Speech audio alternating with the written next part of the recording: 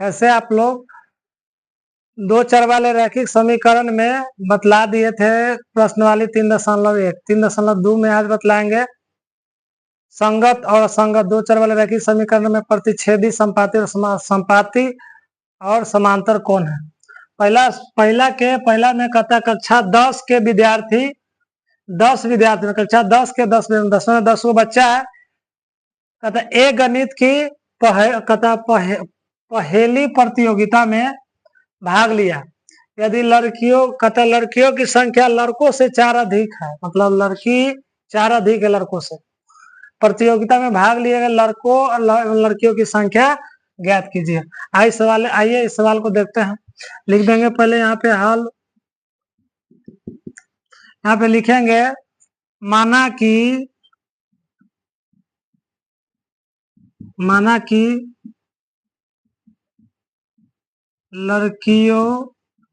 लड़कों पहले लिख लेते, लड़का के संख्या बराबर x तथा लड़कियों की संख्या बराबर y ले लेता है।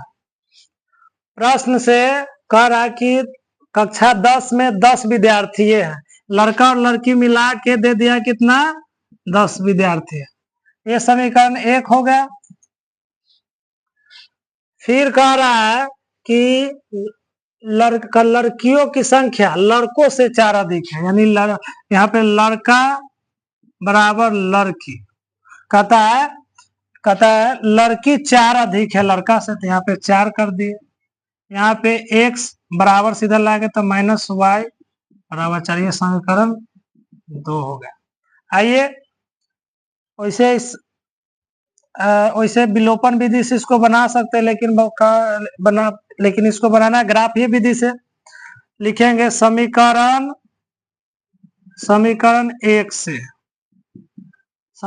1 से x प्लस वाई बराबर हमको 10 दिया है। उसी प्रकार चैप्टर नंबर 3 में प्रश्न वाले 3.1 में बतला दिए थे इस प्रकार के मान निकालने का।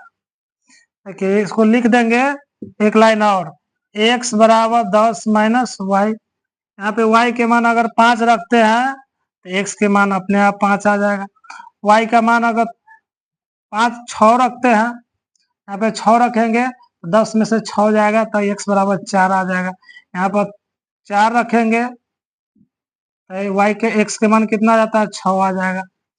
फिर और कह रहा है कि समीकरण 2 से भी, समीकरण 2 से अब समीकरण 2 कहाँ है, समीकरण 2 यह है। अब लिखेंगे x माइनस वाई बराबर 4, x बराबर 4 प्लस वाई। अब इसको भी वही लिख देंगे, यानी x और y। यानी y के मान अगर रखते हैं 1 तो x के मान 4 1 5 हो जाएगा।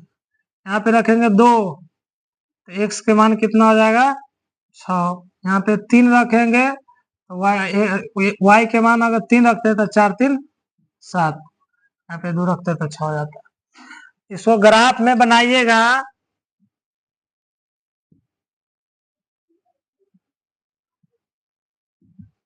एक 2 3 4 5 6 7 8 इधर हो जाता है प्लस 61।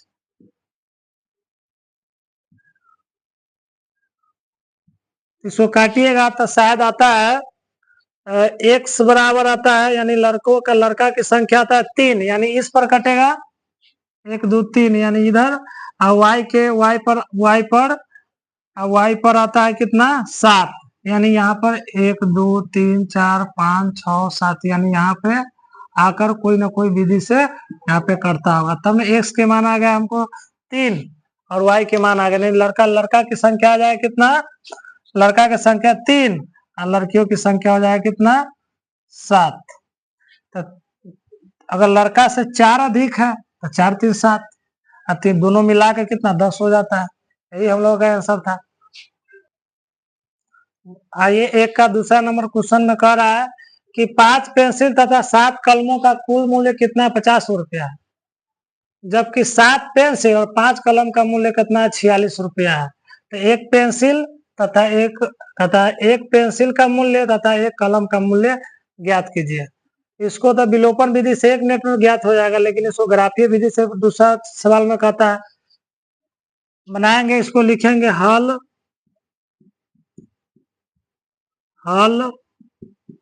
लिखेंगे माना कि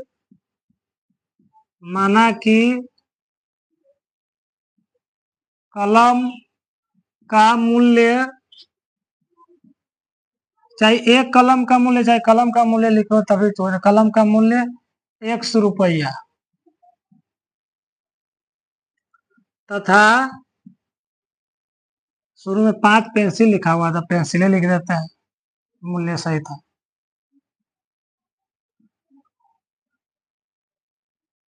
पेंसिल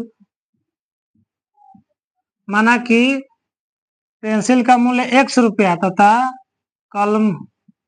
कलम का मूल्य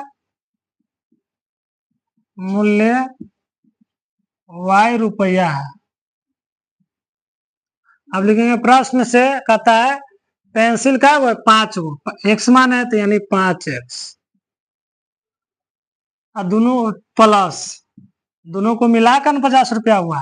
अगर 7 कलम के y मान है यानी 7, y बराबर क्या रुपया था, 50। ये हम लोग का समीकरण 1 हो गया।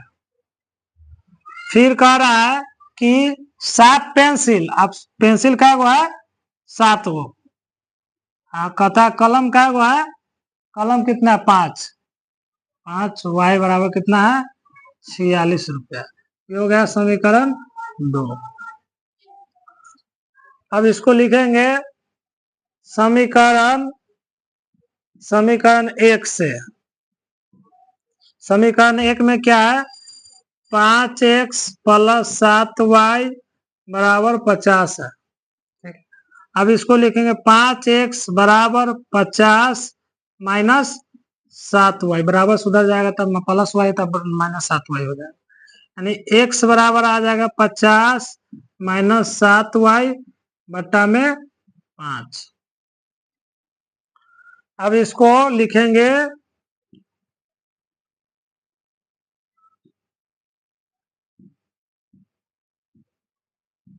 x और y। अब देखिए यहाँ पे क्या रखेंगे, यहाँ पे रखते हैं 5 रखते हैं तो 7 पचे 35 हो जाता है। 50 गो में से 35 जाएगा तो 15 बटा 3, 15 बटा 5 करेंगे तो यहाँ पे 3 आ जाता है। यहाँ पे और क्या रखेंगे, 5 रखेंगे, और क्या रखेंगे, इसको 0 रखते हैं। यहाँ पे y के मान अगर 0 रखते हैं तो 0 पूरा हो जाएगा तो यानी 10 आ जाएगा। और रखेंगे, क्या रख सकते हैं इसको, और 1 रखेंगे, 2 रखेंगे तो ना होगा, ना 3 रखने पर, ना 4 रखने 5 पर होगा। अब जो क्या रख सकते हैं, 10 रखेंगे। 10 रखेंगे, यहाँ पर y की जगह पर रखेंगे 10, y की जगह पर 10 रखेंगे तो 70 हो जाएगा। तो 70 यानी -20, -20 बटा 5 करेंगे तो -4। फिर समीकरण 1 से था x के मान और y का मान, फिर लिखेंगे समीकरण 2 से। समीकरण 2 से, समीकरण 2 में 7x प्लस 5y बराबर था 46। 7x बराबर 46 माइनस 5y, x बराबर हो जाएगा, x बराबर कितना हो जाएगा, 46 माइनस 5y बट्टा में 7। ये थोड़ा मान रखने में थोड़ा बच्चों को प्रॉब्लम होता रहता है।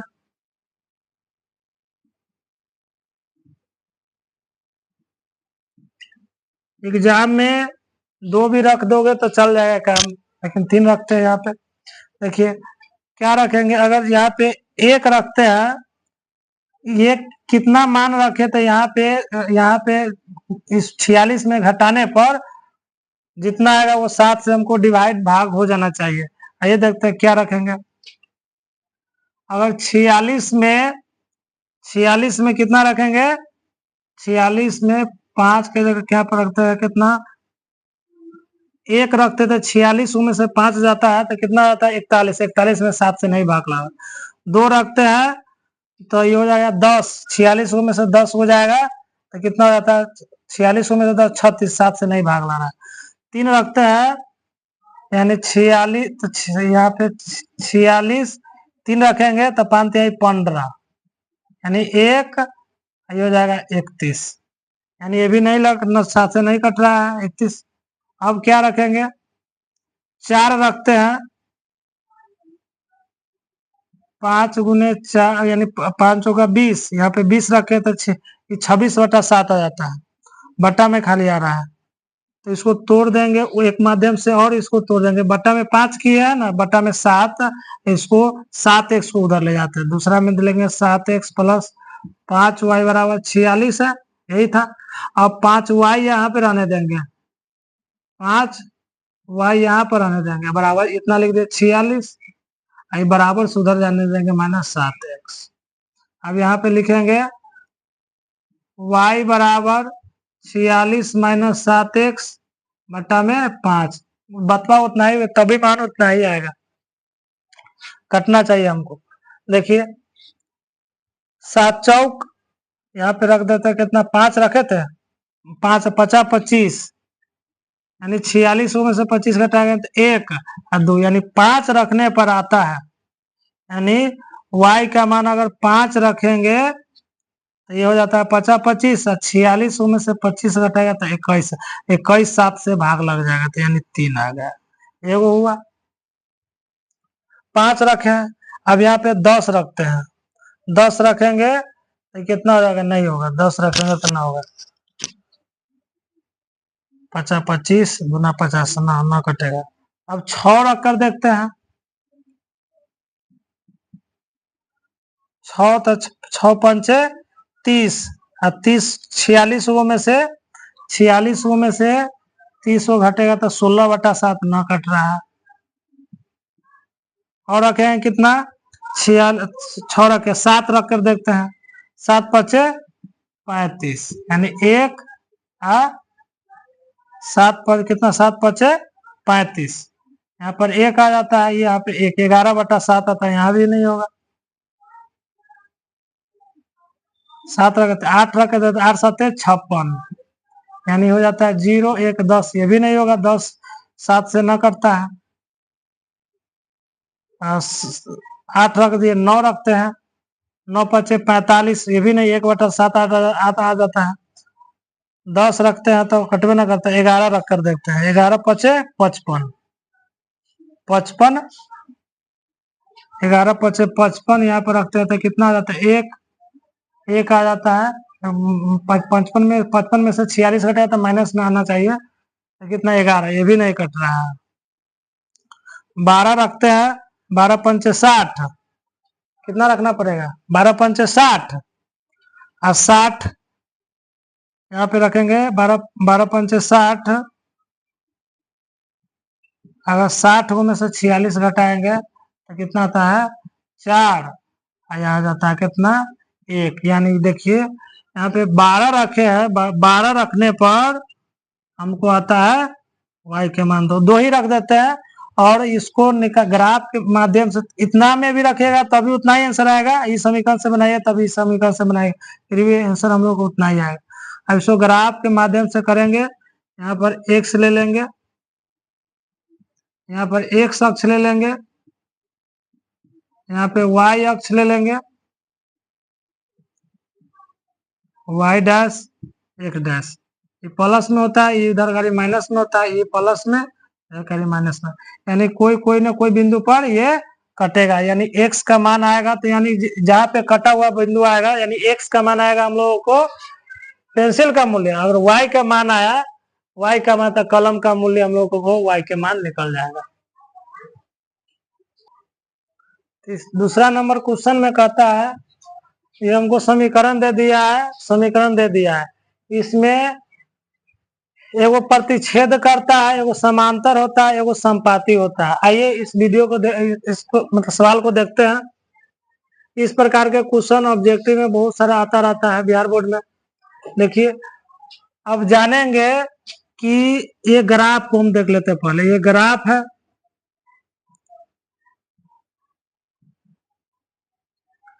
यानी कहीं पे ना कहीं पे तो कोई ना कोई बिंदु पर कटेगा, यानी जहां पे कट रहा है उसको कहेंगे प्रतिच्छेदी। कभी कहेंगे प्रतिच्छेद करता है, यहाँ पे प्रतिच्छेद कर रहा है। फिर देखेंगे अगर मतलब एगो समीकरण ये होगा, एगो समीकरण ये नहीं होगा, यानी दोनों समीकरण से कोई बिंदु पर कटा है तो इसको प्रतिच्छेद करेंगे।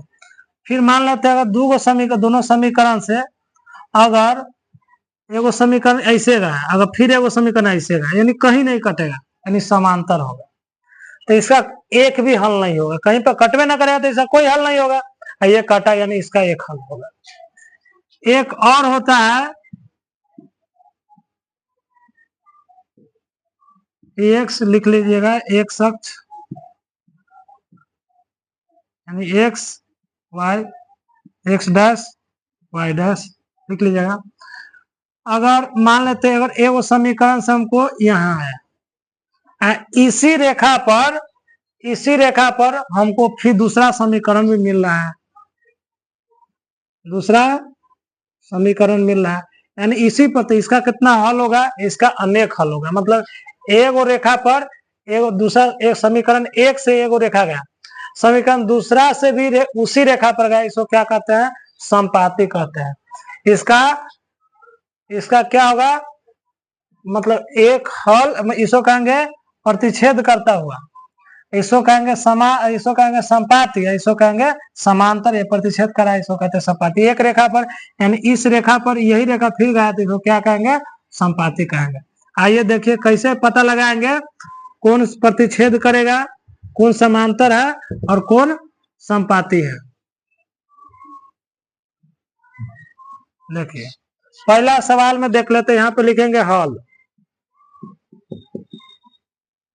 सवाल यह है कि 5x 4-4y प्लस 8 बराबर 0। इसको लिख सकते हैं 5x माइनस 4y माइनस 8 बराबर सीधा रहा, यानी समीकरण ये हो गया एक। देखिए इसको a मान लेते हैं, इसको b मान लेते हैं, इसको c मान लेते हैं, एक्स वाई है। अभी आप देखिए यानी ये a हो गया, ये b हो गया, ये c हो गया, यानी पर 1 1 दे दीजिए। दूसरा सवाल में है, दूसरा समीकरण में है 7x प्लस 6y माइनस 9 बराबर में 0। इसको लिख सकते हैं 7x प्लस 6y बराबर 9, प्लस है माइनस 9 बराबर प्लस 9। अब इसको लिखेंगे a2, इसको लिखेंगे b2 और इसको लिखेंगे c2। अब लिख देंगे, देखिए अब a1 बराबर हमको है 5, b1 बराबर हम लोग का -4 और C1 हम लोगों का है 8, C1 -8 है। देखिए A2 का मान कितना दिया हुआ है, A2 का मान कितना दिया हुआ है, देखिए समीकरण यहाँ पर नहीं लिखे थे, समीकरण 2 लिख दिए। A2 का मान कितना दिया हुआ है 7, B2 का मान कितना दिया है 6 और C2 का मान कितना दिया है 9। अब इसको जांचना है। देखिए A1 बट्टा A2 बराबर B1 बट्टा B2 बराबर C1 बट्टा C2। देखिए A1 के मान कितना है 5, A2 के मान कितना है 7, लिख दिया। B1 के मान कितना है -4 और B2 के मान कितना है 6, C1 के मान कितना है -8 और C2 के मान कितना है 9। देखिए अब A1 बराबर नहीं है B1 बटा B2 के, वो A1 बटा A2 बराबर नहीं है B1 बटा B2 के, और C1 इसका बराबर ये नहीं है। देखिए कोई किसी का ये बराबर है ये ना, यानी जब कोई किसी का बराबर, यानी इसके बराबर ये ना रहेगा, इसके बराबर ये ना, फिर इसके बराबर ये ना रहेगा, तो ये कहीं ना कहीं जाकर इसको ग्राफ बनाइएगा, मान रखने पर, एक्स वाई के मान रखने पर ग्राफ बनाइएगा आप लोग, तो कहीं ना कहीं ये जाके हमको काटा हुआ प्रतीत होगा, यानी ये प्रतिच्छेद मिलेगा। इसका एक हल मिलेगा या अद्वितीय हल, केवल एक हल मिलेगा, इसका केवल एक हल मिलेगा, यानी कहीं ना कहीं बिंदु पर जाकर कटेगा, यानी एक्स का मान निकलेगा, वाई का मान निकलेगा, एक ही हल ना निकलेगा। दूसरा सवाल में कह रहा है, दूसरा सवाल में आइए देखते हैं किस प्रकार का क्वेश्चन है।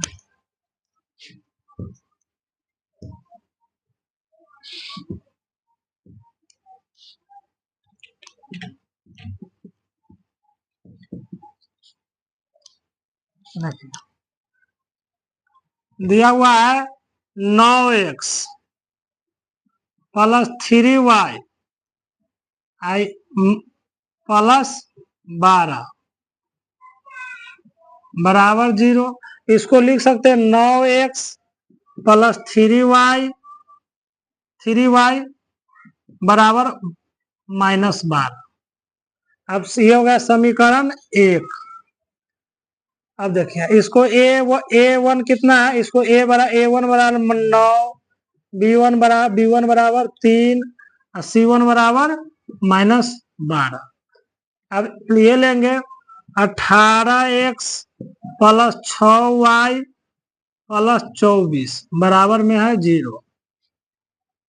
अब 18x प्लस 6y प्लस 24 है तो बराबर से हो जाएगा तो -24।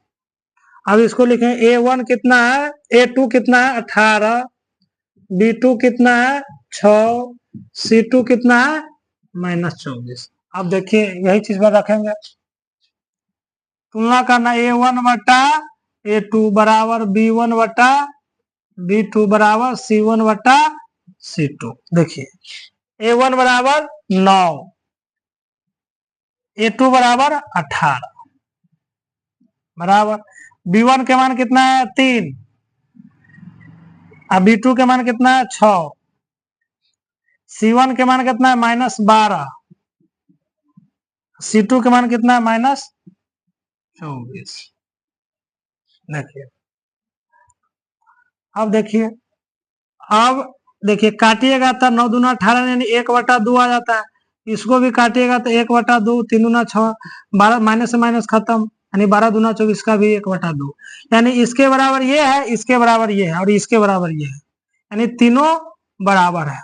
तो इसका ग्राफ बनाइएगा तो दोनों समीकरण से ग्राफ पर बनाइएगा ना, यानी एक्स वाई, यानी मान लेते हैं कि इस समीकरण से, पहला समीकरण से हमको कब मान लेते हैं यहीं पर आया, तो दूसरा समीकरण से भी हम लोगों को यहीं पे आएगा, इसी रेखा, इस रेखा पर आया ना पहला समीकरण से, तो दूसरा समीकरण से भी इसी रेखा पर आएगा। तो इसी को कहेंगे क्या, एक रेखा पर दूसरा रेखा जब चढ़ जाता है उसको कहते हैं संपाती। इसका हल प्रतिच्छेद में तो केवल एक हल निकलता था, लेकिन ये दोनों समीकरण से एक ही रेखा पर गया, तो इसका अपरिमित रूप से अनेक हल होगा। कितना होगा, ऑब्जेक्टिव में आता है अनेक हल होंगे। उसी प्रकार तीसरा में देखिए, वो तो तीसरा सवाल में है 6x माइनस 3y बराबर 6x माइनस 3y प्लस 10 बराबर 0। इसको लिख देंगे 6x माइनस 3y बराबर सीधा जाएगा तो -10। ये समीकरण 1 हुआ। अब देखिए a1 के मान कितना आ गया 6, b1 के मान कितना -3 और c1 के मान कितना आ गया -10। समीकरण 1 इससे आ गया। अब इसे देखते हैं 2x माइनस वाई प्लस 9 बराबर 0। इसको लिखेंगे 2x माइनस वाई बराबर सुधर जाएगा तो -9। इसका a2 के मान 2, b2 के मान -1 और c2 के मान कितना है -9। फिर देखिए तुलना पर करेंगे a1 बटा a2 बराबर b1 बटा b2 बराबर C1 बटा C2 लिख देंगे A1 बटा A2 बराबर B1 बटा B2 बराबर C1 बटा C2। देखिए A1 के मान कितना है 6, A2 के मान कितना है 2, B1 के मान कितना है -3, B2 के मान कितना है -1, C1 के मान कितना है, C1 के मान कितना है, कितना दिया हुआ है -10, और C2 के मान कितना दिया है -9। देखिए अब इसमें देखना है कि इसको काटेंगे तो यह आ जाता है कितना 3, यानी 3/1 माइनस से माइनस खत्म, यानी 3/1 यहाँ पे भी आ जाता है, यहाँ पे माइनस से माइनस खत्म, यानी कि 10/9। देखिए अब यानी ये दोनों बराबर है लेकिन ये बराबर नहीं है। देखिए इस प्रकार में लिखेंगे A1 बटा A2 बराबर B1 बटा B2 बराबर C1 बटा C2, यानी इसके बराबर A नहीं रहेगा।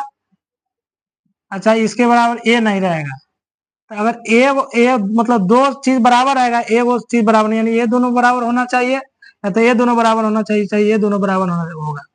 बराबर होने पर इसका हल होगा समांतर, इसका हल हो क्या होगा समांतर। तो इसको लिख देंगे A1 बटा A2 बराबर B, यहाँ पे लिखा हुआ है, यहाँ पर सीधे कटिस कर देंगे कि A1 बटा A2 बराबर B1 बटा B2 तो बराबर है, लेकिन C1 बटा C2 बराबर ना लिखें। तो देखिए इसको ग्राफ जब बनाइएगा